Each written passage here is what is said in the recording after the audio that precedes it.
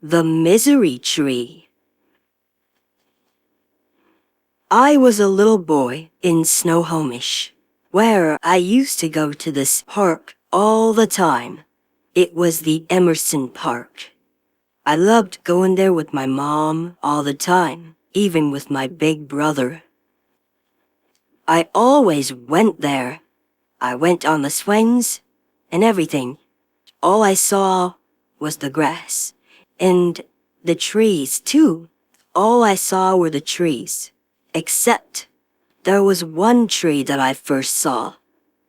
This tree. I noticed that it reminded me of the Gothic Kids character Misery from Ruby Gloom. It looked similar, like the tree had the sad eyes a little bit. That's what it almost looked like, but not really. I saw it every time, too. One day, when I went to the park with my mom, I was ready to go to the Emerson Park in Snohomish. So I went there, that I always used to do every time. And right before I was about to go on the swings, I saw that looked like a giant misery. It was huge. And she looked really fat instead of skinny.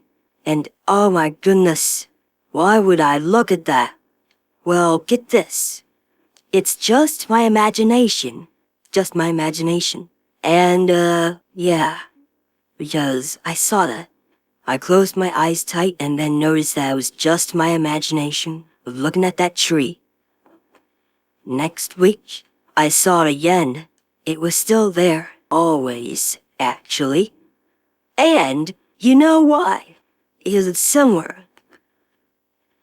And then I saw the giant misery again, and it started moving its mouth with its fat body. It was talking to me in its actual imagination in my mind.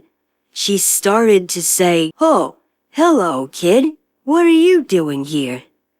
I don't know what I'm doing here, but why are you huge, Misery?" I said to the fat, imaginary misery tree with my imagination. "Well, I see that I know, but I'm really huge. You don't know why, kid. You're just a little boy. You ain't afraid of me," the imaginary misery said. "Oh, well, that's okay. I mean, I'm not doing good," I said to myself. Then suddenly my mom said, "Son, who are you talking to?" I just said, "Nothing. Just talking to myself." And she said, "Oh, well, that's okay then. You can just talk to yourself always," said my mom. And that was that. Until one night when I was sleeping in bed, I was going to the park. And this time, it was there. The giant misery was there, staring at me with its eyes and fat body. And then it said to me another time, "I am going to walk with you," it said. And then I said, "No!" And then she said, "Too late." And then suddenly it started slowly running. The giant misery started to run and chased me. I fell down to the ground. And then I saw it. The huge misery was staring at me.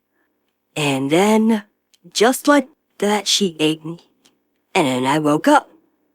It was the worst nightmare I ever had.